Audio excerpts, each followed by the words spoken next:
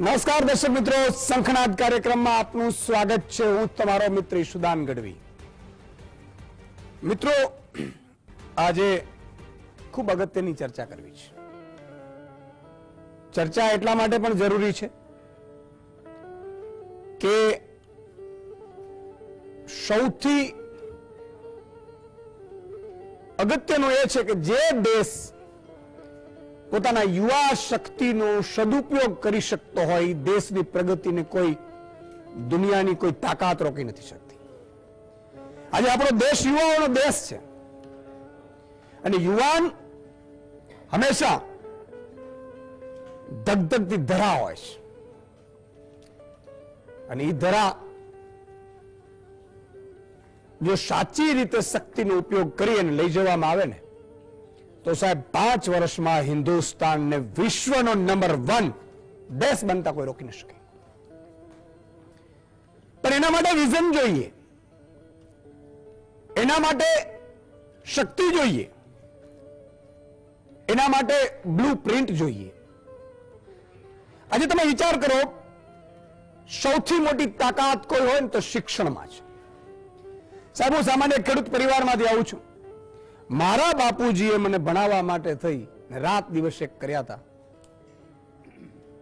એમની એક જ ઈચ્છા છે કે ઈશુદાન તું ભણવો જોઈએ। અને સાહેબ, હું ભણ્યો તો આજે ગુજરાતની જનતાનો અવાજ બની શક્યો। શિક્ષણમાં કેટલી તાકાત છે! શિક્ષણ છે ને સાહેબ, એ સિંહનો જેમ પંજો એક ખાલી આમ કરે અને આખું જંગલ ધ્રુજવા માંડે। સિંહને ક્યારે ઓળખાણ નથી આપવી પડતી। જોજો તમે, શિક્ષણમાં એ તાકાત છે। એક શિક્ષિત વર્ગ જો ગામડામાં એક છોકરો જો ભણેલો સારો આવીને ગામનો વિકાસ કરવા માંડે સરપંચ તરીકે, તો ગામ ડેવલપ થવા માંડે, એ રાજ્ય ડેવલપ થવા માંડે, જિલ્લો ડેવલપ થવા માંડે।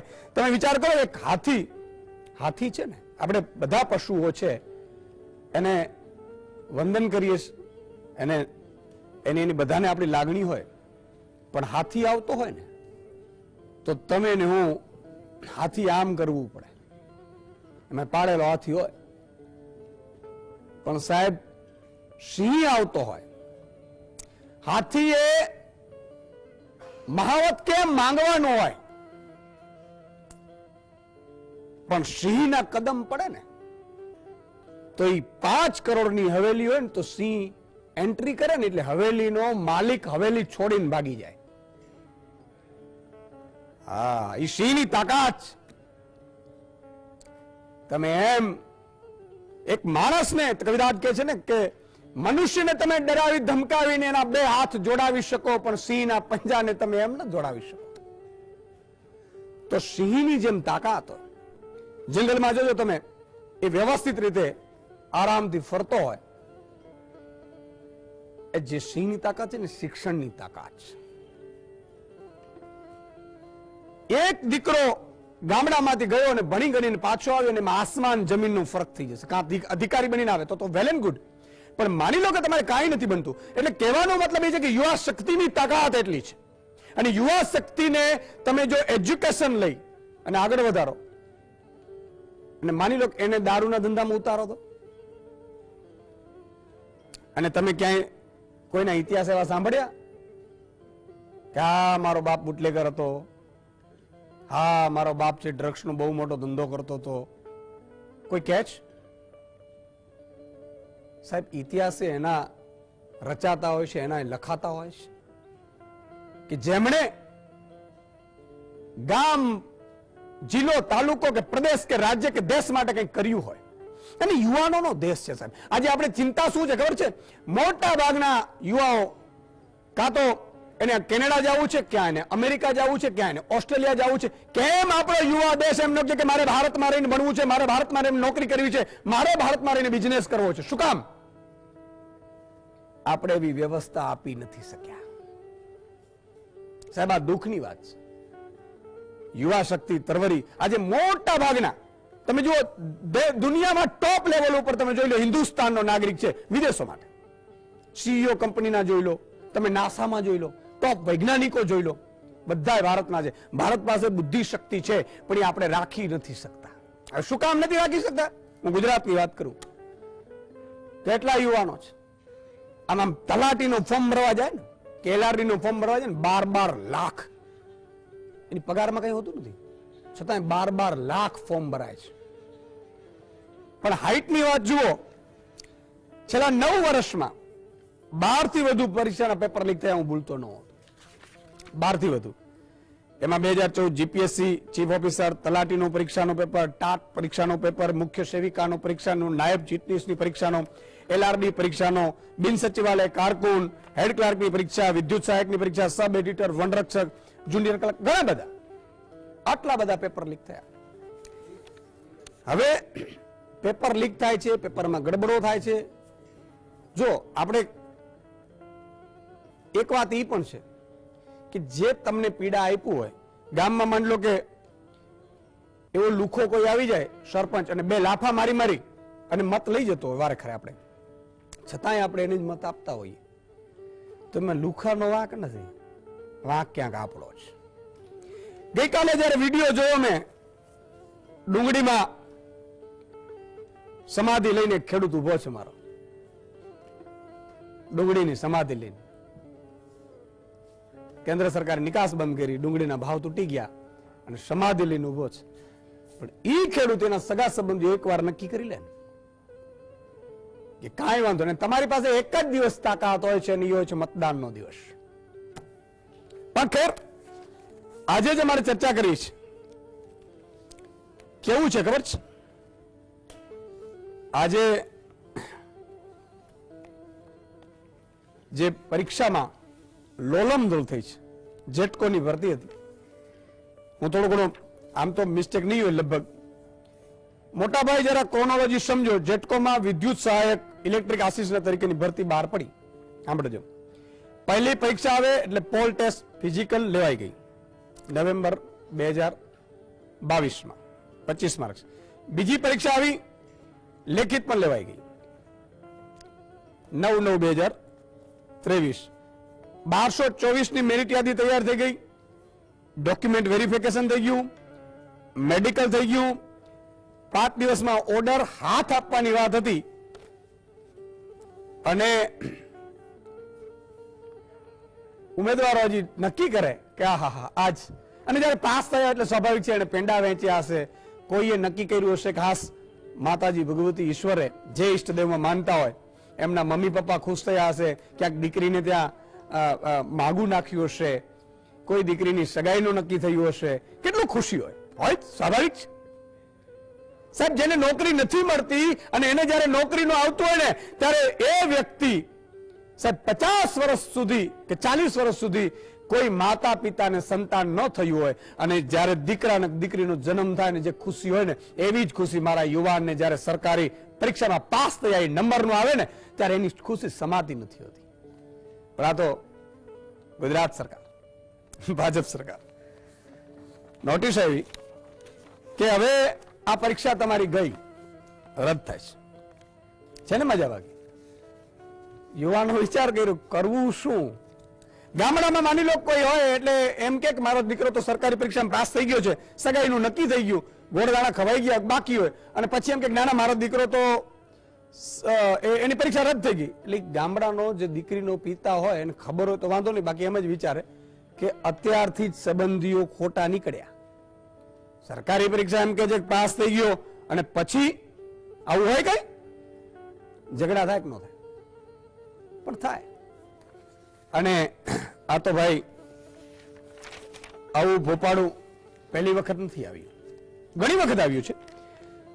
છતાંય મારે પોલિટિકલ વાત ન કરવી પડે, પણ જ્યારે જ્યારે કોઈ પણ પોલિટિકલ પાર્ટીઓ, હું પણ હોઉં, અને મને લાગે ને કે આ બધા કૌભાંડો કરીએ તો એ લોકો મને મત આપશે, તો એ કૌભાંડો શું કામ ન કરે? આ પણ વાત છે, કારણ કે એના નામે મત પડતા નથી હોતા. અને પોલિટિકલ પાર્ટી હિન્દુસ્તાનમાં એક જ વાતથી ડરે છે, મને ડર લાગે, પોલિટિકલ અહીંયા નથી, કે મતદાનમાં ગડબડ થશે તો. બસ આટલી જ વાત હોય. આજે ચિંતા એ વાત છે કે હવે આ ઉમેદવારો છે એ આવેદનો આપવા માંડ્યા. તમને એ ખબર ન પડી? ઓર્ડર બધું લેવાઈ ગયું ને હવે તમે એમ કહો છો પ્રેક્ટિકલમાં પ્રોબ્લેમ થઈ ગયો. તો અત્યાર સુધી શું ઘાસ કાપતા હતા? ઘાસ કાપતા હતા. પણ સાહેબ કેવું તો કેવું કોને? માની લો કે એમ કે ના ના આ તો યુવાનોના પેલા માટે આપણે સારા માટે કર્યું ના તેમ યુવાનોના સારા માટે. આ પહેલી વખત નથી થયું. કેટલા LRD માં 12 લાખ ફોર્મ ભરાણાનું પેપર લીક થાય. એ 12 લાખનો પરિવાર પણ ખાલી વિચાર કરે ને તો સરકારો ધ્રુજવા માંડે. એમ કઈ હોય? આજે સૌરાષ્ટ્રમાં 53 લાખ ખેડૂતો છે, ચૂંટણી મંડરાતી હોય અને ખાલી ખબર પડે કે આ ડુંગળી ભાવ નો આવ્યા તો જોઈ લેજો, ખાલી આટલી વાત આવે ને તો કામ થઈ જાય. સમજ.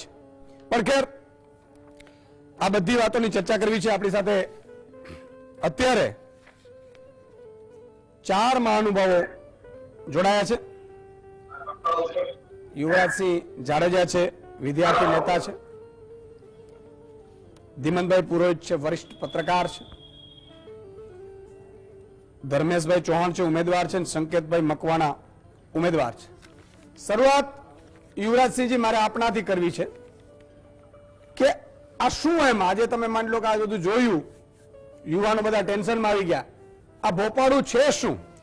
ખાસ કરીને ઈશુદાનભાઈ જોવા જઈએ તો વિદ્યાર્થીઓની અત્યારે જે યુવાનો જે છે ગુજરાતના એની સાથે રમત રમાઈ રહી છે. જે પણ લોકો રોજગારીની ઝંખના રાખી અને ક્યાંક ને ક્યાંક સ્પર્ધાત્મક પરીક્ષાની તૈયારી કરતા હોય એની સાથે અત્યારે ઘોર અન્યાય થઈ રહ્યો છે. કેમ કે આજથી 1 વર્ષ પહેલા આ ભરતીની જાહેરાત કરવામાં આવે છે, એટલે કે જેટકો દ્વારા જે ઇલેક્ટ્રિકલ આસિસ્ટન્ટ, જેને આપણે ગુજરાતીમાં વિદ્યુત સહાયક કહીએ છીએ અને સાદી અને તળપદી ભાષામાં જો કહેવામાં આવે ને તો એને હેલ્પર કહેવામાં આવે છે. એટલે ગુજરાત ઇલેક્ટ્રિક બોર્ડમાં જે ભરતી કરવામાં આવી હેલ્પર, અને આ ભરતી ક્યાંથી થતી હોય કે જે લોકો 10 પાસ કરી કે 9 પાસ કરી પછી વાયરમેન કે ઇલેક્ટ્રિશિયનનો કોર્સ કરતા હોય આઈટીઆઈમાં, એ આઈટીઆઈના કોર્સ પછી એ એપ્રેન્ટિસશીપ કરતા હોય 2 વર્ષ 3 વર્ષ, એ એપ્રેન્ટિસશીપ કર્યા પછી પરીક્ષા આવતી હોય અને પછી એને જીવીમાં હેલ્પર તરીકે લેવા માટેની આ પરીક્ષા હતી. માર્ચ મહિનામાં એનું પોલ ટેસ્ટિંગ લેવામાં આવ્યું, એટલે કે પોલની પરીક્ષા, પ્રેક્ટિકલ પરીક્ષા જે હતી લેવામાં આવી. ત્યારબાદ કહી શકે કે 8મા કે 9મા મહિનામાં એની લેખિત પરીક્ષા લેવામાં આવી અને ત્યારબાદ એનું ડોક્યુમેન્ટ વેરિફિકેશન કરવામાં આવ્યું અને ત્યારબાદ એ લોકોનું મેડિકલ વેરિફિકેશન કરવામાં આવ્યું. અને હવે નિમણૂક પત્ર આપવાની જ્યારે વાત આવી ત્યારે સરકારે મોઢામાં દીધેલો કોળિયો એ છીનવી લીધો. આ છીનવી લીધો અને આ જે વિદ્યાર્થીઓ જે પાસ થયા 1200 ઉમેદવારો, એને એવું કારણ દર્શાવ્યું કે વહીવટી કારણ અંતર્ગત, અને વહીવટી કારણમાં એને એક ટૂંકમાં ઉલ્લેખ કર્યો છે કે પોલ ટેસ્ટ જે માર્ચ મહિનામાં લેવાનો હતો ને એ પોલ ટેસ્ટમાં ક્યાંક અમારે ગડબડ થઈ છે એટલે અમે આ પરીક્ષા રદ કરીએ. હવે ભાઈ તમને 9 મહિના પછી ખબર પડે કે તમારી પોલ ટેસ્ટમાં ગડબડ થઈ છે, ત્યારે માર્ચ મહિનામાં જયારે પરીક્ષા લેવાની ત્યારે તમે શું કરતા હતા? એ ઘાસ ચરાવતા હતા. અત્યારે તમે એમ કહો છો એ પોલ ટેસ્ટ લીધા પછી તમે લેખિત પરીક્ષા લીધી, ડોક્યુમેન્ટ વેરિફિકેશન કરાવ્યું, તમે એનું મેડિકલ વેરિફિકેશન કરાવ્યું અને જ્યારે નિમણૂક પત્ર દેવાની વાત આવી ત્યારે તમે એમ કહી દો છો કે ભાઈ આ પરીક્ષા અમે રદ કરીએ છીએ. શું થઈ રહ્યું છે? મજાક થઈ રહી છે, મજાક. અને મજાક સિવાય બીજું કશું જ ન થતું. આજે ઉમેદવાર વિદ્યાર્થી એ તનતોડ મહેનત કરે, અને તમે વિચારો તો ખરી વર્ગ 4 જેવી પરીક્ષા છે બરાબર, અને ત્યાં તનતોડ મહેનત અને કેટલા બધા લેયર, એને વાયરમેન કર્યું, એપ્રેન્ટિસશીપ કર્યું, પછી પરીક્ષા આપી, વાયરમેન વખતે પરીક્ષા આપી, આ ત્રીજી પરીક્ષા. આટલી બધી પરીક્ષા રાજનેતા પસંદ કરવામાં કેમ નથી લેવામાં આવતી? એમાં શૈક્ષણિક લાયકાતો શા માટે નક્કી કરવામાં નથી આવતી? આ જયારે હેલ્પર બનવા માંગે છે એ હેલ્પરની જો પરીક્ષા હોય આ પ્રકારની પરીક્ષાઓમાંથી, એટલે હાથ કોઠા વીંધવાની વાત છે. હાથ કોંડા વીંધીને પણ એને તો જે કહી શકાય કે નિમણૂક પત્ર મળવા જોઈએ તો મળતા જ નથી. અત્યારે એમ કહેવામાં આવે કે ભાઈ વહીવટી કારણસર અમે ભરતી રદ કરીએ. તમને 8 મહિના કે 9 મહિના પછી ખ્યાલ આવે કે તમારી ભરતીમાં જે તે સમયે ગડબડ થઈ હતી. અરે ઈશુદાનભાઈ, ગડબડ થઈ હોય માની લીધું, ચલો ગળેવાજ ઉતરતી છતાંય ઉતારું છું. અરે ગડબડ થઈ હોય તો દૂર કોને કરવાના હોય? કે જે વ્યક્તિએ ગડબડ કરી હોય એને. હવે તમે પાડાના વાકે પખાલીને ડામાં કોઈ થોડું હાલે. જે લોકોએ ગુનો કર્યો તમે એને જેલમાં નાખો કે એની પર સજાત્મક કે દંડાત્મક કાર્યવાહી કરો, પણ જે ઈમાનદાર, જે પ્રમાણિક છે, જે લાયક છે, જે હકદાર છે, કારણ કે બધા તો ચોર નથી ને. આમાં તો બધાને એકારે તમે કહી દીધું કે 1200 ઉમેદવારોને કહી દો ઘરે બેસી જાય. હવે 10,000 માંથી 1200 ઉમેદવાર સિલેક્ટ થતા, જ્યારે એને પસંદગી પત્ર કહી શકાય નિમણૂક પત્ર આપવાની વારી આવી ત્યારે ઈશુદાનભાઈને ઘરે બેસાડી દેવામાં આ ખરેખર ઘોર અન્યાય છે અને આની સામે ઈશુદાનભાઈ લડવું જ પડશે. આગળના દિવસોમાં પણ અમે લડવાના છીએ. બિલકુલ મિત્રો, અહીંયા આપણે પહેલે જ કહ્યું છે કે નોન પોલિટિકલ આપણું હંમેશા હોય છે, એક્સપર્ટ સાથે ચર્ચા હોય છે ને સંપૂર્ણપણે અવાજ ઉમેદવારોનું બનવાની જ કોશિશ છે આપણી. ધર્મેશભાઈ ચૌહાણ પણ આપણી સાથે જોડાયા છે, ઉમેદવાર છે. ધર્મેશભાઈ, આમ કેવું ફીલ થાય છે? એમ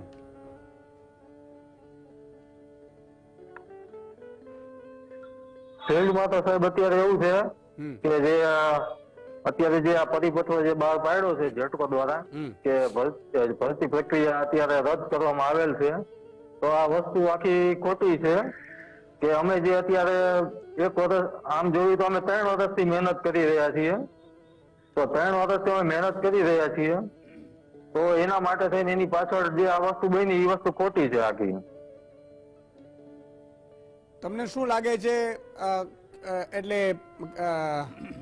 ક્યાં ગડબડ રહી ગઈ છે, અથવા તો તમને શું લાગે છે તમારા ફેમિલીમાં તમે વાતચીત કરી હશે, બધા ખુશ થયા તો પેંડા પેંડા વેચ્યા હતા? હા સાહેબ, બધું તો પેંડા ને વેચવાની બધાને ઘણી બધી ખુશી થઈ અને બધી વસ્તુ થઈ, પણ અત્યારે જે સાહેબ વાત થઈ એ અમે અમારા ઘરે મેં વાત કરી તો અમારા ઘરે આખી શોકની લાગણી ફેલાઈ ગઈ કે આ વસ્તુ અચાનક જ આવી રીતે બની, એ વસ્તુ ખોટી છે. આમ કે અત્યારે જે અમે પેલા પોલ ટેસ્ટ આપ્યો અને લેખિત પરીક્ષા આપી અને પછી મેડિકલ થઈ ગયું, ડોક્યુમેન્ટ વેરિફિકેશન થઈ ગયા અને ઓર્ડર દેવાની વાત છે, ત્યારે આ વસ્તુ આખી હવે એમ કે છે કે ભાઈ તમારા ભરતી પ્રક્રિયા આખી રદ કરવામાં આવેલ છે, તો આ વસ્તુ આખી ખોટી છે. એમ તમે આજે આવેદનો આપ્યા છે ઘણી જગ્યાએ, એવું મેં સાંભળ્યું. હા, અમે અત્યારે સવારે સુરેન્દ્રનગર અમારી જે વર્તુળ કચેરી છે ત્યાં આવેદન આપ્યું છે, કલેક્ટર સાહેબ ને આવેદન આપેલું છે.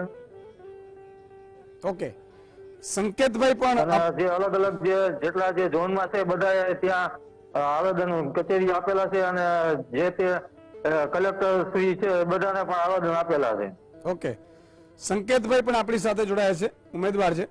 સંકેતભાઈ, મેં સાંભળ્યું છે કે તમે લોહીતી પત્ર લખીને આ રદ કરવાની ને એવી બધી માંગણીઓ કરી હતી. વિશુદાનભાઈ, વાત એવી છે કે જે દાણાથી ભૂત કાઢવાનું હતું ને એ દાણામાં જ ભૂત ઘરી ગયું છે, એવી સ્થિતિ અત્યારે જેટકોમાં સર્જાણી છે.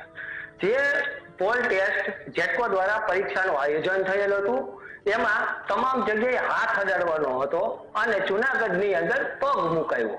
હવે મેં ત્યારબાદ જેટકોને વારંવાર રજૂઆત કરી કે ભાઈ જુનાગઢ સર્કલના ઉમેદવારોને અન્યાય થયો છે, તો જેટકો દ્વારા તોય મેં વારંવાર રજૂઆત કરવા છતાં સાંભળતું નહોતું, એટલે મેં રાષ્ટ્રપતિ પાસે ઈચ્છા મૃત્યુ જેવી માંગણી કરી. ત્યારબાદ જેટકો નું તંત્ર જાગ્યું અને તપાસના આદેશ આપ્યા અને તપાસમાં આદેશમાં એવું બહાર આવ્યું કે હાજર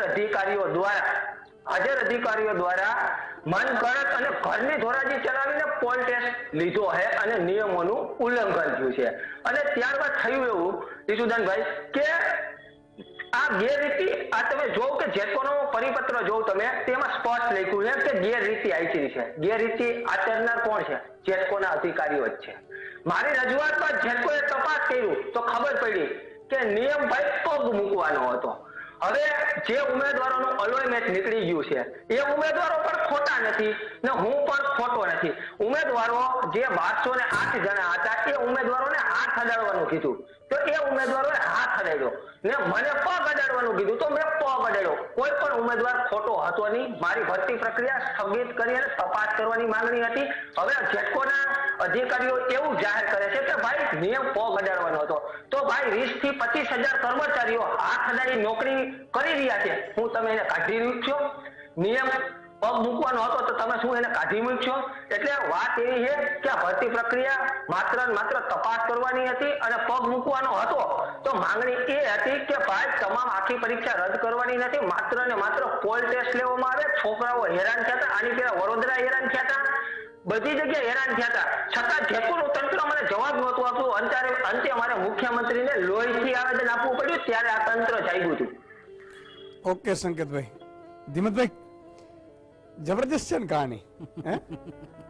એક પરીક્ષા લેવાય, પરીક્ષા આખી ઘણા ટાઈમ પહેલા લેવાઈ ગઈ પ્રેક્ટિકલ, પછી એને ત્યારે જ્ઞાન ન થયું, લાદ્યું નહીં, લેખિત લેવાઈ ગઈ, પાસ કરી દીધા, પછી મેડિકલ થઈ ગયું એટલે ચેકઅપ થઈ જાય, ડોક્યુમેન્ટ વેરિફિકેશન થઈ ગયું, ભાઈ આ ઈશુદાન ગઢવી જ છે ને, એમ કોઈ ડુપ્લિકેટ નથી આવી ગયો ને એમ.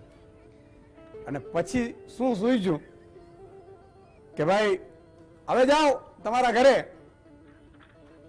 પેંડા વેચ્યા હોય પાછા તમે તમારે ખાઈ જાજો બીજા, પણ આ ભરતી અમે રદ કરીએ છીએ. હવે તમે વિચાર કરજો, આ બધા છે ને સામાન્ય પરિવારમાંથી આવેલા છે. હિંમતભાઈ, એક આ મારી પાસે છે કે અત્યાર સુધી જે પરીક્ષાઓ LRD થી માંડીને બિન સચિવ હેડ ક્લાર્ક, આમાં કોઈ મંત્રીનો દીકરો બેસતો નથી, જ્યાં સુધી હું સમજુ છું ત્યાં સુધી. કોઈ મુખ્યમંત્રીનો દીકરો બેસતો નથી, કોઈ પ્રધાનમંત્રીનો દીકરો બેસતો નથી. યુપીએસસી ની પરીક્ષા વર્ષો પહેલા કોઈ ફૂટ્યું તમને યાદ છે? નથી.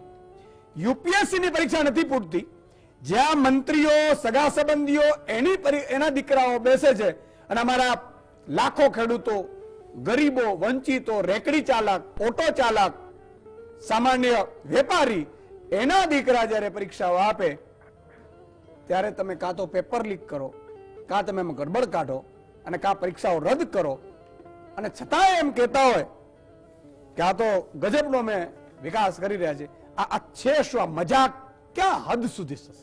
ઈશ્વરભાઈ, વિષય ઉપર આવું એ પહેલા આપને વેલકમ બેક. Thank you. અભિનંદન આપને અને ખાસ કરીને GSTVના શ્રેયાંશભાઈને પણ કે એક એવો મંચ ઇતિહાસમાં પહેલી વખત મને લાગે છે કે દુનિયામાં પહેલી વખત હશે કે જ્યાં એક પોલિટિકલ લીડર, એક પાર્ટીના પ્રદેશ પ્રમુખ પાછા મીડિયાના મંચ ઉપર આવીને બેસે અને પ્રજા માટે શંખનાદ કરે, મહામંથન કરે.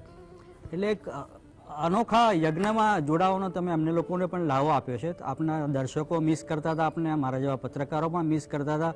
આપણે સામાન્ય રીતે ઇલેક્શન વખતે ઓપિનિયન પોલ કરતા હોઈએ છીએ, એવો તમારો જો ઓપિનિયન પોલ કરવામાં આવે કે તમારે પોલિટિકલ પાર્ટીમાં ચાલુ રહેવું, મીડિયામાં ચાલુ રહેવું કે બંનેમાં અડધું અડધું રહેવું, તો મને ખાતરી છે કે ગુજરાતની પ્રજા તમને મીડિયામાં ચાલુ રાખવામાં જ બહુમત આપે.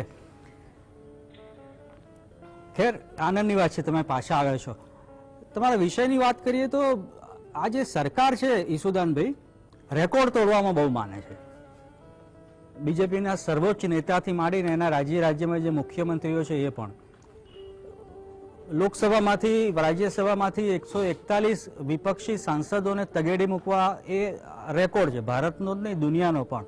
મને લાગે છે આજે પરીક્ષાની આપણે ચર્ચા કરીએ છીએ એ ચર્ચા પણ એક અનોખો રેકોર્ડ છે. સામાન્યપણે દુનિયાભરમાં પરીક્ષા લેવાય તો પાસ કે નાપાસ થાય. એમાં પાસ કે નાપાસ કોણ થાય? પરીક્ષા આપનાર થાય, પાસ અથવા નાપાસ થાય. ગુજરાતમાં એક મોડેલ સ્ટેટમાં બીજેપીના પહેલી વખત એવું બને છે કે પરીક્ષા આપનાર નહીં, પરીક્ષા લેનાર ફેલ થાય છે. અને એક વખત નહીં, બે વખત નહીં, 13 વખત આવું બન્યું છે. શરમજનક છે ગુજરાત જેવા રાજ્ય માટે. મારા મનમાં એક પ્રશ્ન હતો, આજે જે ખાસ આ પરીક્ષાની જેટકોની આપણે વાત કરીએ છીએ એમાં પોલ ટેસ્ટ વારે ઘડી આવતો હતો. મને ખબર નથી પોલ ટેસ્ટ એટલે શું. આ ભાઈએ, તમે જેમને લાઈવમાં બેસાડ્યા છે, એમણે વિગતવાર સમજાવ્યું કે પોલ ટેસ્ટ એટલે શું. સૌથી પહેલા તો હું જેટકોને અભિનંદન આપીશ, કેટલી પ્રામાણિકતા એમણે રાખી છે કે પોલને એમણે સ્વીકાર્યો છે કે પોલ ટેસ્ટમાં પોલ છે. એ મિત્રને પણ હું આભાર વ્યક્ત કરીશ કે જેમણે પ્રજાને સમજાવ્યું. મારી જેમ ઘણાને ખબર નહીં કે પોલ ટેસ્ટ એટલે શું. જેટકોમાં એક ટેકનિકલ વિષય છે, પણ પોલ ટેસ્ટ પણ તમે જુઓ કેટલો પોલ છે. પોલને હાથ અડાડવાનો કે પગ અડાડવાનો? હવે તમે મજાક કરો છો. ગુજરાતના બેકાર યુવાનોની, એમની જોડે આટલા વર્ષોની બેકારી પછી એક તક આવી છે એક પરીક્ષા આપવાની. તમે બહુ સાચું કીધું. ઘરમાં, પરિવારમાં, આજુબાજુમાં પૈડા વેચ્યા હશે, જેમની સગાઈ થઈ હશે, એમને સાસરે પણ ખબર પડી હશે કે જમાઈને હવે નોકરી મળવાની છે. તો સારું છે, હવે GSTV જેવા ટીવી ચાલે, છાપા ચાલે છે, એટલે લોકોને ખબર પડે કે ખરેખર આ લોકોને ભરતી રદ થઈ. બાકી સામાન્ય રીતે ગામડામાં તો લોકો એમ જ માને કે જમાઈ ખોટું બોલ્યા હશે, એમને નોકરી મળી ગઈ. અને હવે જયારે લગ્ન કરવાના આવ્યા અથવા લગ્ન થઈ ગયા નોકરીના નામે, ત્યારે કહે છે નોકરી નથી. કેટલી ગંભીર સમસ્યા સમાજમાં, પરિવારમાં ઊભી થાય. સરકારને આની કોઈ જ ગંભીરતા નથી. જે સરકાર 1 થી માંડીને 13 વખત આવા શું શબ્દ મને જડતો નથી. ગુજરાતના એ બેકાર યુવાનો જેમની આંખોમાં ઝવેરચંદ મેઘાણી સપના જોતા હતા, એમની આંખોમાં શું ભોંકવાની આખી વાત છે. જે યુવાનો હવે સપના કઈ રીતે જોશે? જેમની પરીક્ષાઓ રદ થઈ છે, જેમના પરિણામો રદ થયા છે, જેમને ભવિષ્યમાં કંઈ કરવું છે, એમને કંઈ કરવાને બદલે હવે આગળ અંધારું આખું દેખાય. તમે અમૃતકાળની વાત કરો, 75ની વાત કરો, એ બધી કમસે કમ આ યુવાનો માટે હવાઈ વાત છે. એમને આગળ કોઈ રસ્તો દેખાતો નથી. બહુ જ સાચી વાત ને પીડાદાયક હિંમતભાઈ કીધી. મારે એટલા માટે, કારણ કે મને ખબર છે સાહેબ કે નિર્ણયો હંમેશા પોલિટિકલ લોકો લેતા હોય છે જ્યારે સત્તામાં હોય ત્યારે. મારું કારણ પણ એ જ હતું, કારણ કે ઈશ્વરે મને જે શક્તિ આપી છે કંઈક સારું કરીને આ દુનિયામાંથી વિદાય લેવાની, અને એટલા માટે મારે તમે કીધું કે આ પહેલો રેકોર્ડ છે, બિલકુલ હું વારંવાર અને આજે પણ ખુલાસો કરી દઉં છું કે અહીંયા હું માત્ર તમારો ભાઈ છું, કોઈ પોલિટિકલ પાર્ટીનો અધ્યક્ષ તરીકે નથી બેઠો, સ્ટુડિયો બહાર છું, પણ ડબલ રોલ એટલા માટે કરવું પડે, મને બહુ અત્યારે મહેનત કરવી પડે છે મારે, સ્વાભાવિક છે, અને ઈશ્વર ક્યાં સુધી ચાલવા દેશે ખબર નથી, હંમેશા કાલની કોઈને ખબર નથી હોતી, પણ સાહેબ જેનામાં જીગરો હોય, જેણે આ ધરતી માટે, આ લોકો માટે, મને કોઈ લોકો ઓળખે ના ઓળખે, ગાળો દે, મને તો ચિંતા એ વિશેની છે કે જે ખેડૂતો માટે, ગરીબો, વંચિતો, શોષિતો અને બેરોજગાર યુવાનો માટે સાહેબ એના સપના જોઈને હું લડું છું ને, છતાંય ક્યાંક મારે ઈ જ બેરોજગાર યુવાનોને એ પણ ગાળો સાંભળવી પડે છે પોલિટિકલ, કે આ ખોટું છે. સાહેબ તકલીફ ત્યાં હોય છે કે તમારા જ લોકો તમને ઓળખી ન શકે ને, બહુ પીડા થતી હોય છે. એક ગામમાં એક સમજદાર વ્યક્તિ હતા અને વડીલ ખૂબ સમજદાર હતા, ગામના આખા ગામને જોતા હતા, સલાહ સૂચન આપતા હતા, પણ સતત દુઃખી રહેતા હતા. ગામમાં દારૂના ધંધા ચાલતા હતા, ગામમાં ભ્રષ્ટાચાર ચાલતો હતો, ગામમાં યુવાનો ગપ્પા મારી અને પોતાનો સમય વ્યવસ્થિત વેડફતા હતા, ખોટી ખોટી રમીઓ રમી અને પોતાનો પસાર કરતા હતા. ત્યારે એક ભાઈ છે એ દાદાની આંખોમાં ક્યાંક ક્યાંક જોઈ અને પૂછ્યું કે તમે ચિંતિત છો? હા હું ચિંતિત છું. તો તમે સમજદાર હશો. ત્યારે સાહેબ સમજદાર છે ને એ જ ચિંતિત છે. તમે વિચાર કરો, આવા કેટલાય લાખો યુવાનો સાહેબ જેના સપના રોડાય છે. હું એમ કહું છું કે એક ગામમાં 5 એવા મજબૂત યુવાનો હોય અને એને સારે રસ્તે તમે ચડાવો, એને નોકરીએ ચડાવો, તો ગામનો વિકાસ થાય, તાલુકાનો વિકાસ થાય, જિલ્લાનો વિકાસ થાય.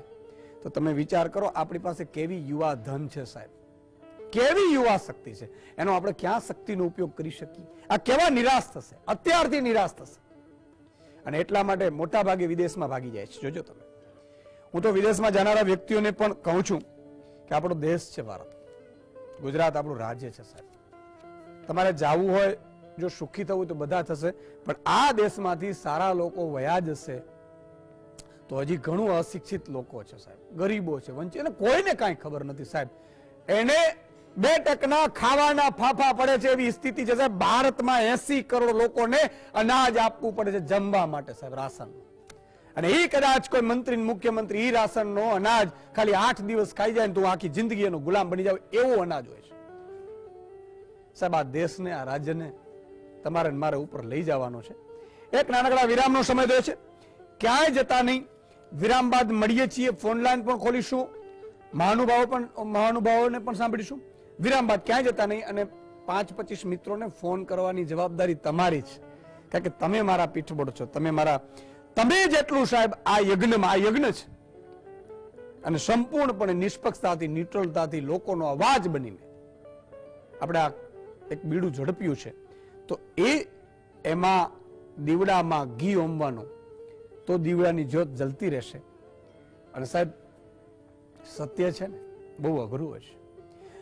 અને આ ગુજરાતની ધરતી તો એવી છે સાહેબ કે જ્યાં ચેલૈયા જેવા દીકરા જન્મ લેતા હોય છે. શેઠ સગારસા ચંગાવતી, યાદ કરો તમે, જુનાગઢ જાઓ, જુનાગઢ થી આગળ ચેલૈયાની ક્યારેક સમાધિ ઉપર નજર કરજો. આ ધરતી એવી છે જ્યાં જલારામ બાપાની ધરતી છે સાહેબ. વીરપુરમાં જલારામ બાપા અને માતાજી બે ખેત મજૂરી કરતા હતા ગામમાં, ખેત મજૂરી. અને ખેત મજૂરીમાંથી આવક થાય એમાંથી પણ 2 કે 3 લોકોને ખવડાવીને રોટલો આપતા હતા. તમે વિચાર કરો ને. પછી એમને લોકો આપવા માંડ્યા બાજરો, ઘઉં, તો એને સદાવ્રત ચાલુ કર્યું સાહેબ. આજે પણ વીરપુરમાં આજે પણ વર્ષોથી કોઈ દાન લેવામાં નથી આવતું, સદાવ્રત ચાલે છે. ઈ જલારામ બાપાનો તમે વિચાર તો કરો. યા ગુજરાત, બગદાણા બાપા, દાદા મેકરણ, આ ગુજરાત છે સાહેબ. અને આ ગુજરાતના લોકો સાહેબ ક્યાંક બૂચ મારતા હોય, પેપર ફોડતા હોય, આ ગુજરાતના લોકો સત્તામાં આવી અને યુવાનોની કારકિર્દી બરબાદ કરતા હોય ને ત્યારે પીડા બહુ થાય છે. પણ જાવું તો જાવું ક્યાં? વિરામ બાદ મળી છે ક્યાં જતું? વિરામ બાદ દર્શક મિત્રો ફરીથી આપનું સ્વાગત છે. બેઠા છો ને પછી ઈસુદાનભાઈ ને ક્યાં આવે ખબર છે, હાલો એવું નહીં કરતા ભાઈ. કારણ કે મેં પહેલા જ કીધું કે સત્ય હોય ને એને શક્તિની જરૂર હોય. જ્યાં જ્યાં સત્ય છે, અને આ દેશ રાજા હરિશ્ચંદ્રનો દેશ છે સાહેબ. રાજા હરિશ્ચંદ્ર જ્યારે પોતાની રાજગાદી છોડીને જાય છે, સત્યવાદી રાજા હરિશ્ચંદ્ર, વિશ્વામિત્ર ઋષિ એમની પરીક્ષા કરે છે. એવું કહેવામાં આવ્યું ધરતી ઉપર એક રાજા હરિશ્ચંદ્ર કરીને છે જે એની સત્યવાદી વાત ઉપર આખું બધું આપી દે છે. સાંભળજો. અને ત્યારે રાજા હરિશ્ચંદ્રે રાજપાટ તો આપી દીધું.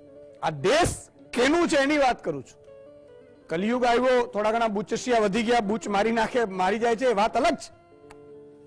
અને બુચસિયા ફાવી જાય છે એ આપણી મૂર્ખામી છે. પણ રાજા હરિશ્ચંદ્રજીએ પછી તો કાશીની બજારમાં વેચાય છે સાહેબ. રાજા હરિશ્ચંદ્ર વેચાણા બર બજારમાં. એમના પત્ની તારામતી, એમનો દીકરો રોહિદાસ પણ સાહેબ રાજકુંવર થઈ અને વેચાય છે. કારણ કે કોરી ભરવાની હોય છે. એ વેચાય છે ત્યાં સુધી હજી પરીક્ષા પૂરી નથી થઈ.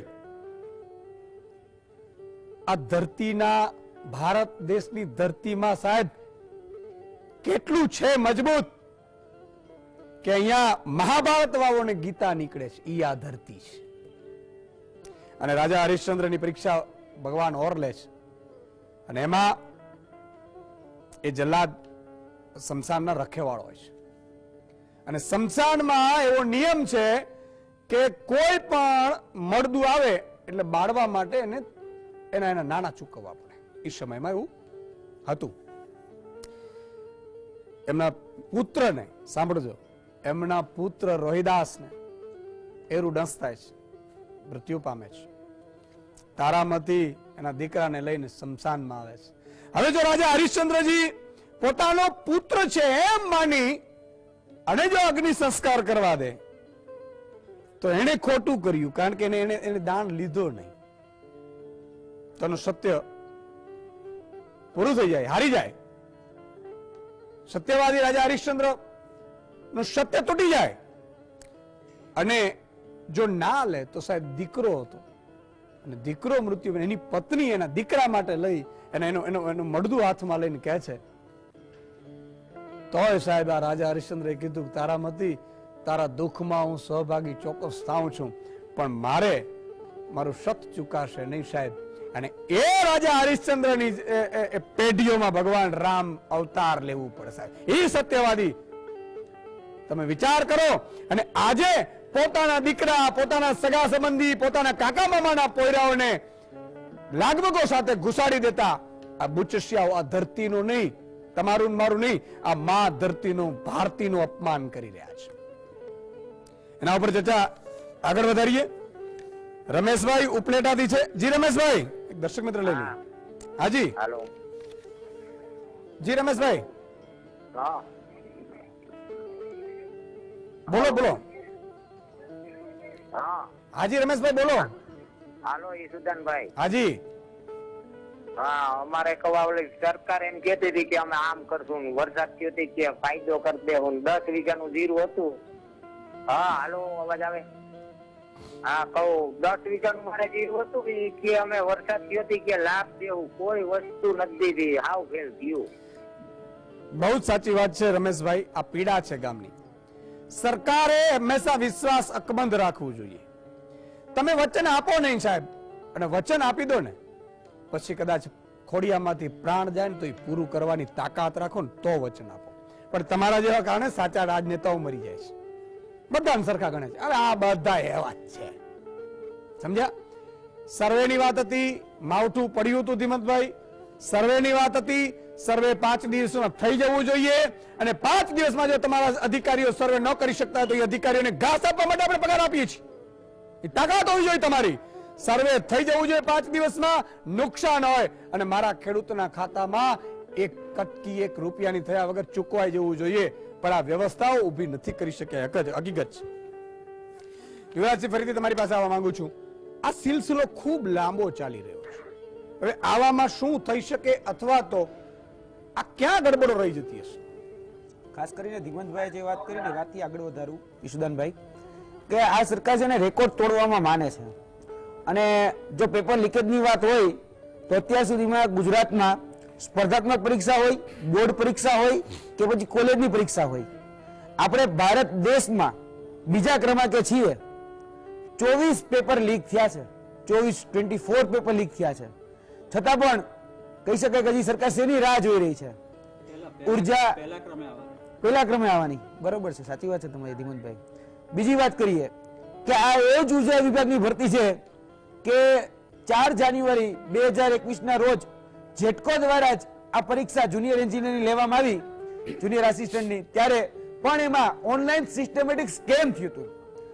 આજ દિન સુધી એના જે કહી શકાય કે ઉમેદવારો અથવા તો કહી શકાય કે ઉમેદવારોને ન્યાય નથી મળ્યો, પણ જે એમાં કૌભાંડીઓ હતા જેને ઓનલાઈન સિસ્ટમેટિક સ્કેમ કર્યું હતું, લાઈક જે ટીમ વ્યુઅર જેવો સોફ્ટવેર હોય કે એનીડેસ્ક જેવો સોફ્ટવેર, તમારે કોમ્પ્યુટર સામે બેસવાનું અને તમામ જે પ્રશ્નો છે એ બીજી જગ્યાએથી ફિલઅપ થઈ અને આખું પેપર પૂરાઈ જાય. આ ઓનલાઈન સિસ્ટમેટિક સ્કેમ હતું. છતાં પણ આજ દિન સુધી કોઈ પણ કૌભાંડી કે કોઈ પણ એજન્સીના માણસને હજી પકડવામાં નથી આવ્યો. સરકાર હવે તમામ પરીક્ષાઓમાં નવી પરીક્ષા પદ્ધતિ લાવી અને ઓનલાઈન પરીક્ષા પદ્ધતિ લેવા જઈ રહી છે. એ ફોરેસ્ટની ભરતી હોય કે અન્ય આવનાર દિવસોમાં જે પણ ભરતીઓ છે એ ઓનલાઈન લેવા જઈ રહી છે. ભૂતકાળની પરીક્ષાઓમાંથી આપણે બોધપાઠ નથી લેતા અને ભવિષ્યમાં કે આપણે સુધારો નથી કરતા કે વર્તમાનમાં આપણે કઈ સુધારો નથી કરતા, ત્યાં સુધી આ બધી જ પરિસ્થિતિઓનું પુનરાવર્તન થવાનું છે. અને એટલે રેકોર્ડ તોડવામાં જોઈએ તો અમે એવું માનીએ છીએ ઈશુદાનભાઈ કે ક્યાંક ને ક્યાંક નીતિ, નિયત અને દાનતમાં આ સરકાર, આ સત્તા પક્ષમાં ખોટ છે. કેમ કે અત્યારે જે પરીક્ષાની આપણે વાત લઈને બેઠા છીએ એ જેટકોની હેલ્પરની પરીક્ષા, અને હેલ્પરની પરીક્ષામાં એને 9 મહિના પછી એને બ્રહ્મ જ્ઞાન થાય છે કે આપણે જે પોલ ટેસ્ટ લીધો હતો, જેમાં હમણાં જ સંકેતભાઈ જે રીતે વાત કરી કે ભાઈ અત્યાર સુધી એવો નિયમ હતો કે ભાઈ જેને આઈટીઆઈ કે વાયરમેન્ટ પાસ કર્યું હોય, જેને કહી શકાય કે એપ્રેન્ટિસશીપ પાસ કરી હોય, એને આ જે પોલ ચડવાનો અને પોલ ચડી અને ઉપર હાથ અડાડવાનો અને પછી એ પોલ નીચે ઉતરી ઉતરી નાવાનું. આ પોલ એટલે કે લોખંડનો થાંભલો, આ લોખંડનો થાંભલો એને નીચે ઉતરવાનો હોય. હવે આ વખતેમાં નિયમ બદલાઈ ગયો અને એવું કે છે અને અધિકારીઓ દ્વારા એવું સૂચન આપવામાં આવ્યું હતું કે તમારે એમાં પગ અડાડવાનો હતો, તો અમુક જગ્યાએ જે પ્રકારે ઇન્સ્ટ્રક્શન મળી હાથ અડાડવાની, અહીંયા હાથ અડાડ્યો, અને અમુક જગ્યાએ જે ઇન્સ્ટ્રક્શન મળી એ પોલમાં પગ અડાડ્યો, એ પગ અડાડ્યો. હવે તમે વિચારો કે સજા કોને થવી જોઈએ? આમાં સજા એને થવી જોઈએ કે જેને ઇન્સ્ટ્રક્શન આપી. આમાં પોલ ચડાવને, પોલ જ્યારે પોલ ટેસ્ટ લેવામાં આવે ને ઈશુદાનભાઈ, ત્યારે જુનિયર એન્જિનિયર, જુનિયર એની સાથે ડેપ્યુટી એન્જિનિયર, એની સાથે એક્ઝિક્યુટિવ એન્જિનિયર હાજર રહેતા હોય, એનું વિડીયો રેકોર્ડિંગ થતું હોય, તમામ પ્રકારના પુરાવા તમારી પાસે છે. જે જગ્યાએ ગેરરીતિ થઈ હોય એ ગેરરીતિ કરાવનાર જે લોકો, એની સામે શા માટે એક્શન નહીં ભાઈ? શા માટે અધિકારીઓને સસ્પેન્ડ કરવામાં નથી આવતા?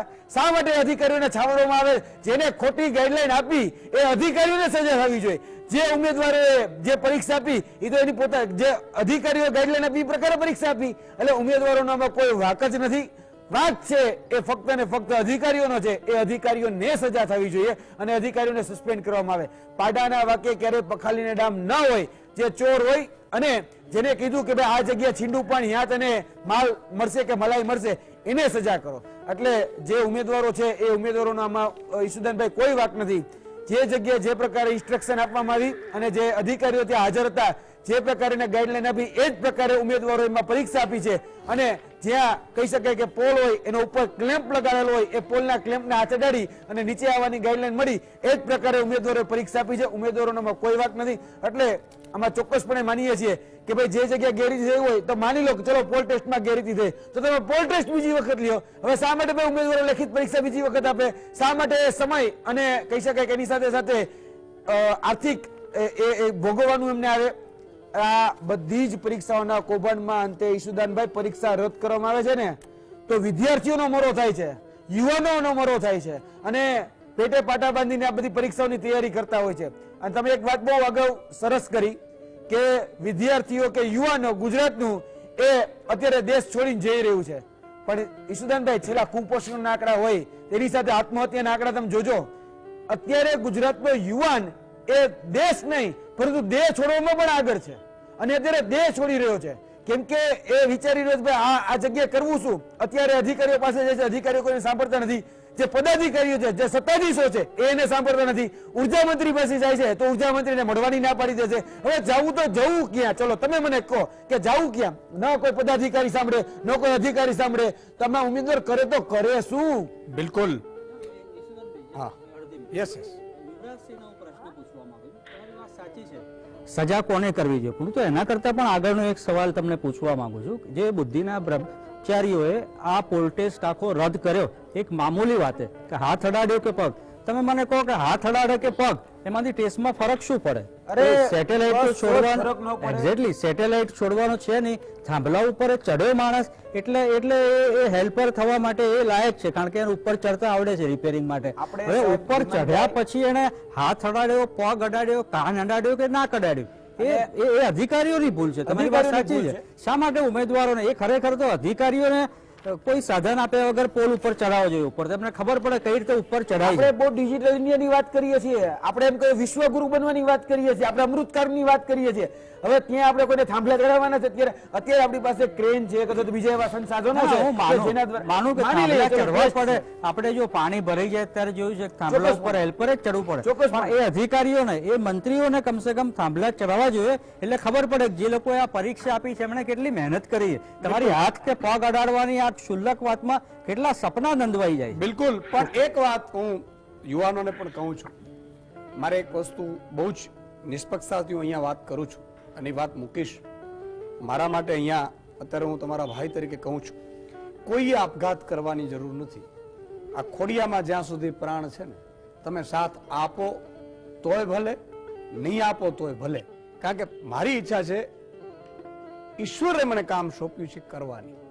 હું નિષ્કામ ભાવે તમારા એ સપના ક્યારે રોડાવા નહીં દઉં, આજે નહીં તો કાલે. સમય આવશે. એક વાત. બીજું કે મારે એક નિર્ણય એવો લેવો પડ્યો હતો સાહેબ, એમાં જાહેરમાં આજે હું કહેવા માંગુ છું, મારે ન કહેવાય. એક ખેડૂત જુનાગઢમાંથી 20 વીઘાનો બગીચો, અને એક સવારે જ્યારે હું પત્રકાર હતો, મારી ટીમમાંથી ઇનપુટ હેડ આવ્યા, મને કે સાહેબ એક ખેડૂતે આપઘાત કર્યો છે અને એમાં તમારું નામ પણ લખ્યું. મેં કીધું હે, શું કામ? તો કે એમણે તમારું એવું લખ્યું કે સુદાનભાઈ, આ જુનાગઢના ખેડૂતની સાચી બનેલી હકીકતની વાત કરું છું સાહેબ. એમના દીકરાઓ તો બહાર હતા, પણ 20 વીઘાનો બગીચો હતો, જીવથી વાલો બગીચો હતો, અને જીવથી વાલા બગીચામાં કેરીનો ભાવ ન આવે, વારંવાર નુકસાન થાય, કોઈ સરકાર સહાય ન કરે, અને નુકસાન થાય પછી એને કીધું કે આ બગીચો વેચી શકો એમ નથી. અને પછી એને આપઘાતમાં એવું કીધું કે સુદાનભાઈ, હું તો જાઉં છું, પણ આ ખેડૂતો માટે તમે લડજો, તમે મરજો. આ શબ્દ લખીને ગયા. સાહેબ, અડધી રાત મને ઊંઘ નહોતી આવી. આજે ખેડૂતો સાથ આપે ન આપે મને એની મરજી છે, મને કોઈ એમાં ફેર નથી પડતો, કારણ કે મારું કામ એ છે કે આપઘાત કોઈ કરવું ન જોઈએ. એ કોઈ પણ હોય, માતા બેન દીકરી હોય, એ બેરોજગાર યુવાનો હોય, એ ખેડૂતો હોય. મિત્રો, આપણે એટલા નમાલા નથી થઈ ગયા, ક્યારે આવું પગલું નહીં વિચારવાનું. જિંદગીમાં મનુષ્ય અવતાર સાહેબ મળતો નથી વારે વારે. એવું શાસ્ત્રોમાં કહેવાય છે કે 84 લાખ યોનીમાં ફરવું પડે છે. કાલની કોઈ આપણે આગલા જન્મોની ખબર નથી, છતાંય આપણે માનીને ચાલવું પડે કે આ મનુષ્ય અવતાર ક્યારે મળતો નથી, ક્યારે આજે ખરાબ દિવસો છે, ક્યારે સારા આવશે. આજે તમારો ભાઈ પણ કેટલો સંઘર્ષ કરી રહ્યો છે સાહેબ. ક્યારેક કહાની સાંભળશો ને તો તમને એમ થશે કે તમે તો કાંઈ સંઘર્ષ નથી કરી રહ્યા, છતાં લડીએ છીએ, છતાં આ ધરતી માટે મરવાની તાકાત રાખી છે સાહેબ. બીજાના માટે જે દિવસે મરશો ને ત્યારે મારો નાથ રાજી થશે. એટલે આવું ક્યારેય નબળું પગલું વિચારવાનું નહીં, કહેવાનું નહીં.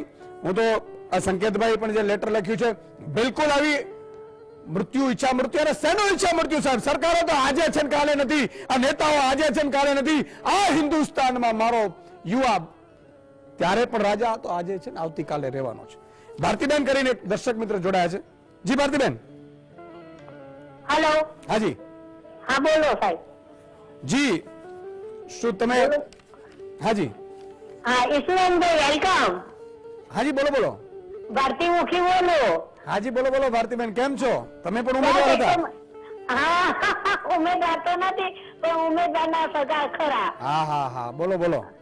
અત્યારે પરીક્ષામાં જે પોલમ પલ ભરતીમાં ગોલમાલ થઈ રહ્યું છે, એમાં સરકાર ખાલી ડંફાસો મારે છે કે અમે કોઈ ચમરક બંધીને છોડીશું નહીં, પણ એમના મળે ત્યાં હોવાથી એ કોઈને પકડતા જ નથી અને એમની ક્રીમ મલાઈ ખાધા કરે છે. બીજું, આ બધું થવાથી અત્યારનું યુવાધન બરબાદ થઈ રહ્યું છે. સમય જતો રહે, 2 વર્ષ 3 વર્ષ થઈ જાય, ઉંમર થઈ જાય છે ઉમેદવારને નોકરીમાં લેવાની, મુદત પૂરી થઈ જાય એટલે કે હવે તમારી ઉંમર થઈ ગઈ, હવે અમે તમને નોકરીમાં નહીં લઈએ. તો દેશનું ભવિષ્ય, યુવાધન અને આખી પેઢીને ખલાસ કરવાનું તંત્ર આ સરકાર કરી રહી છે. બિલકુલ ભારતીબેન, તમારી પીડા સમજી શકાય છે. ખૂબ ખૂબ આભાર. ધર્મેશભાઈ, તમારી પાસે આવવા માંગીશ કે શું વિચાર્યું છે? માની લો કે આમાં અધિકારીઓની ભૂલ છે, શું કોઈ એવું વિચાર્યું છે કે આમાં અદાલતમાં જવું જોઈએ કે શું કરવું જોઈએ? કારણ કે અધિકારી, સરકાર, નેતા, આજે માની લો કે મને ખબર છે કે એક મધ્યપ્રદેશમાં કે ક્યાંક ટિકિટ કોક નેતાની કપાણી હતી, ધ્રુસકે રડતા, ખાલી તમારી ટિકિટો કપાય છે સાહેબ અને ધ્રુસકે રડો તો મારા બેરોજગાર યુવાનોની હાલત તો ક્યારેક જોજો. પણ તમે શું વિચાર્યું છે આગળ શું કરશો? આવેદનોથી તો ઠીક છે, આવેદન આપી દીધું, આવેદન પહોંચી ગયું, કાંઈ થવાનું નથી અથવા ન થાય, માની લો થઈ જાય તો સારું કહેવાય, સરકાર કરે તો હું સરકારને અભિનંદન આપું, પણ શું કરશો?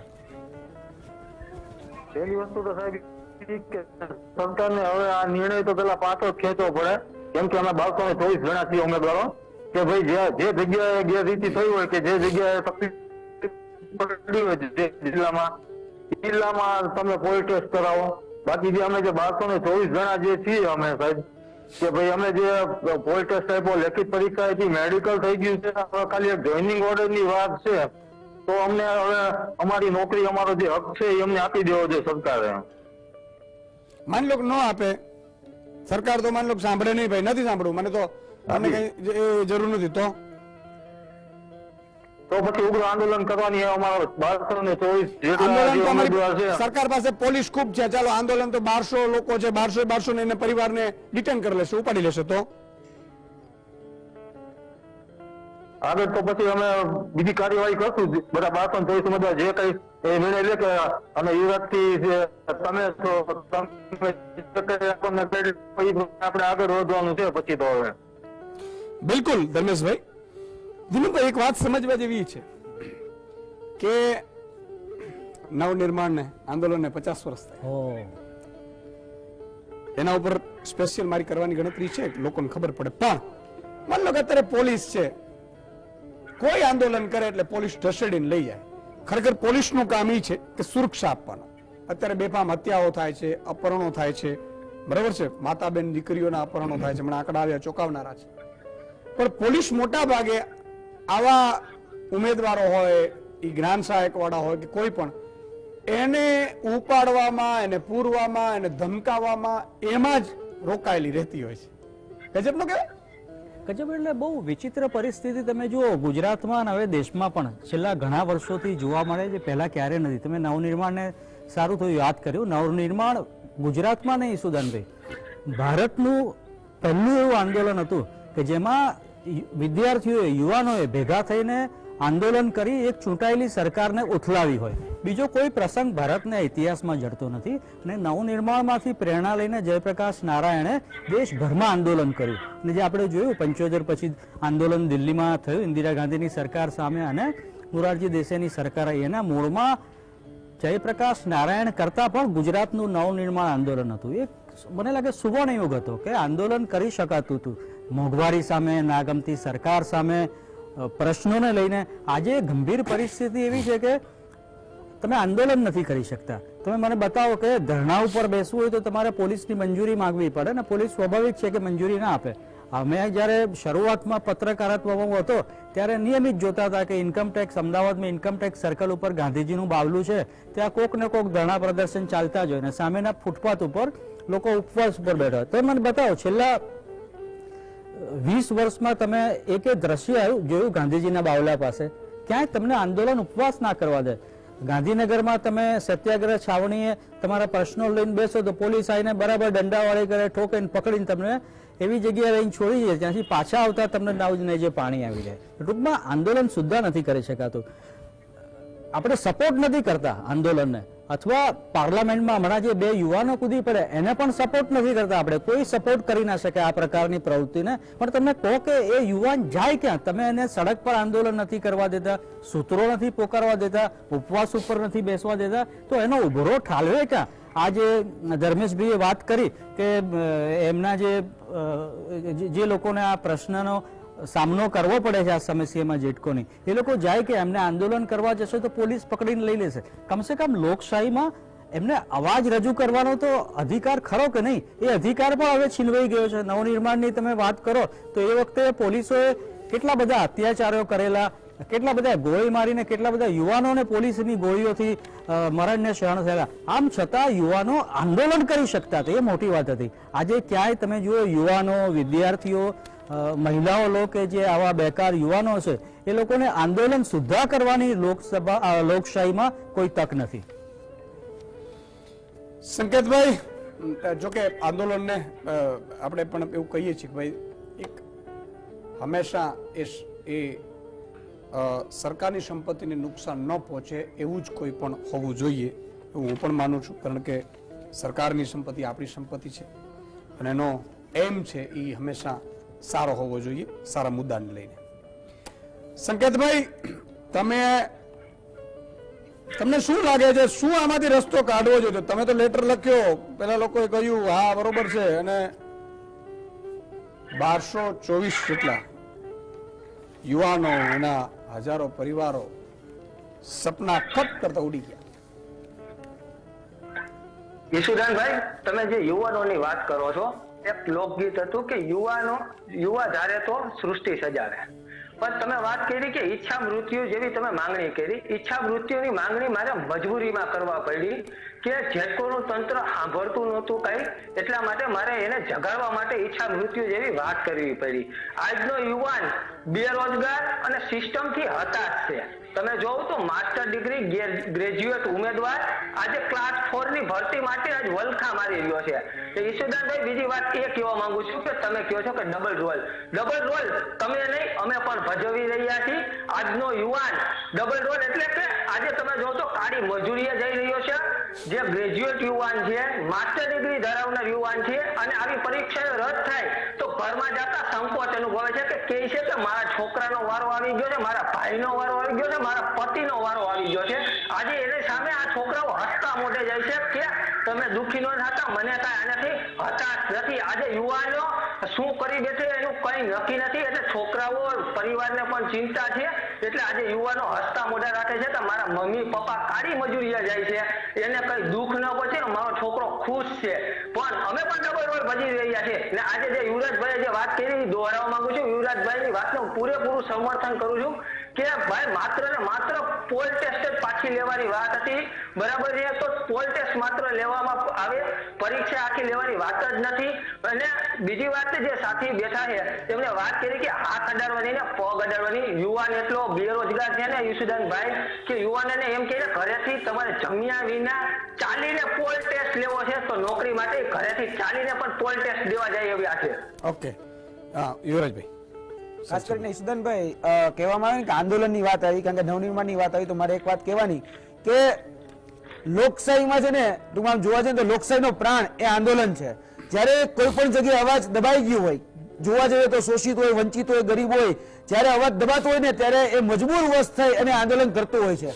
અને આ લોકશાહીમાં અત્યારે આંદોલન કરવા માણસને કઈ ઈચ્છા નથી હોતી, પણ એ મજબૂરી વસ્તે પોતાની જે માંગણી, પોતાની જે લાગણી છે ને વ્યક્ત કરતો હોય છે. એટલે આજે જે પણ લોકો આંદોલન કરે છે, તો જે પણ લોકો આંદોલન કરવા માંગે છે એને કોઈ જ જગ્યાએ આંદોલન કરવા દેવામાં આવતા જ નથી, એ મારી વાસ્તવિકતા છે. એટલે આંદોલન જે છે ને, હું એવું માનું છું કે લોકશાહીનો પ્રાણ છે. આંદોલનમાં જ્યારે જે પણ લોકો શોષિત હોય, વંચિત હોય, ગરીબ હોય, પોતાની વાત રાખતો હોય છે, પોતાની વેદનાને વાચા આપતો હોય છે. એટલે આંદોલન અત્યારે વર્તમાનની જે સરકાર છે, સત્તા પક્ષ છે, કોઈને કોઈ કાઢે એને ડામવાના સંપૂર્ણ પ્રયાસ કરે છે. કાં તો પોલીસને આગળ ધરી દે છે, કાં તો એ ડર બતાવે છે, કોઈ એન કેન પ્રકારે એને દબાવવાના સંપૂર્ણ રીતે પ્રયાસ થતા હોય છે. અને યાદ રાખજો, આ સંખનાના માધ્યમથી ઈશુદાનભાઈ તમારી સાક્ષીમાં કહું છું, આવતીકાલે અમે જેટકોની જે જીવ વિજ્ઞાનની ઓફિસ છે ત્યાં જવાના છીએ. 12 વાગે ત્યાં જઈશું. જે અધિકારીઓ આ નિર્ણય લીધો છે એ અધિકારીઓને અમે જઈને પૂછવાના છે કે કોના ઈશારે આ નિર્ણય કરવામાં આવ્યો છે. આવતીકાલે 1000 કે 1200 જે પણ વિદ્યાર્થીઓ છે એને સાથે લઈ અને આવતીકાલે અમે જેટકો બરોડા ખાતે જે ઓફિસ છે ત્યાં જવાના છીએ. ઓકે, હા આજે ઈસુદાનભાઈ, જે આપણે અમૃતકાળની વાત કરીએ છીએ, 75 વર્ષની ઉજવણીની વાત કરીએ છીએ, એ ભારત દેશનો જન્મ 47માં એક લોકશાહી દેશ તરીકે થયો મહાત્મા ગાંધીના સત્યાગ્રહ અને અસહયોગ આંદોલનથી. અંગ્રેજો જેવી વિદેશી પ્રજા, વિદેશી શાસકો પણ કમસે કમ તમે જો 1915 થી 47 એટલે કેટલા વર્ષ થયા, 30, 40, 50 વર્ષ સુધી આંદોલન કરવા દીધું. એ લોકો જેલમાં પણ પૂરતા હતા, બાપુને અને બીજા નેતાઓને. આમ છતાં આંદોલન કોઈ દિવસ રોકી નહોતું. આ એક એવી સરકારથી હું જોઉં છું, ગુજરાતમાં હોય કે પ્રશ્ન પૂછી લઉં આમ સંક્ષિપ્તમાં છે.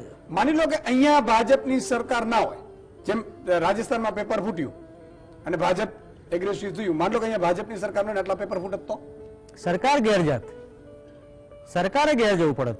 એટલે હું તમને કહેવા માંગતો હતો કે અંગ્રેજો શુદ્ધ આંદોલન રોકતા નતા, એમના વિરોધમાં હતા, છતાં પણ આ પહેલી એવી સરકાર છે લોકશાહીમાં, ગુજરાતમાં હોય કે દિલ્હી દેશમાં હોય, આંદોલન સુદ્ધા નથી થવા દેતી, વિરોધનો કોઈ અવાજ નથી ઉઠવા દેતી. બિલકુલ સમયનો અભાવ છે એટલે ચારે ચાર મહાનુભાવો ધીમંતભાઈ, યુવરાજસિંહ, સંકેતભાઈ અને ધર્મેશભાઈ, ખૂબ ખૂબ આભાર.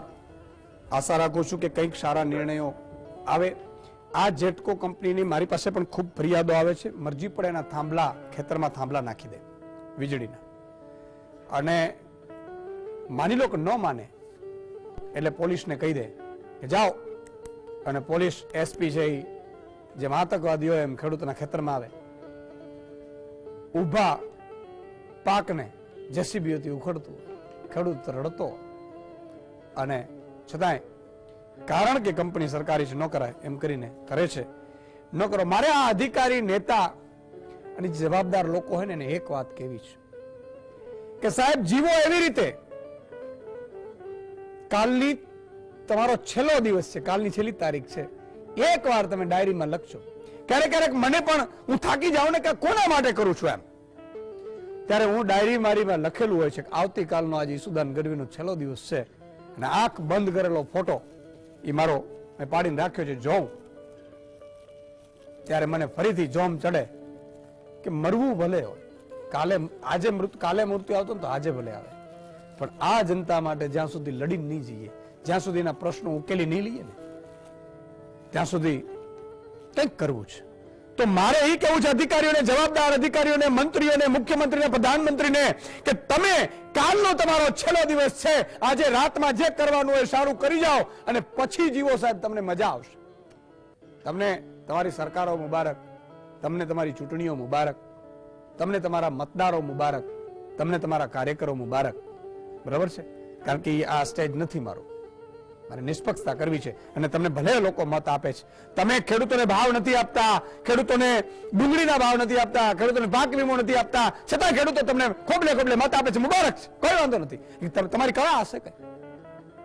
બેરોજગાર યુવાનો આપના પેપર લીક જાય છતાં મત આપે છે, બિલકુલ ભલે આપે, એમાં કોઈ વાંધો નથી.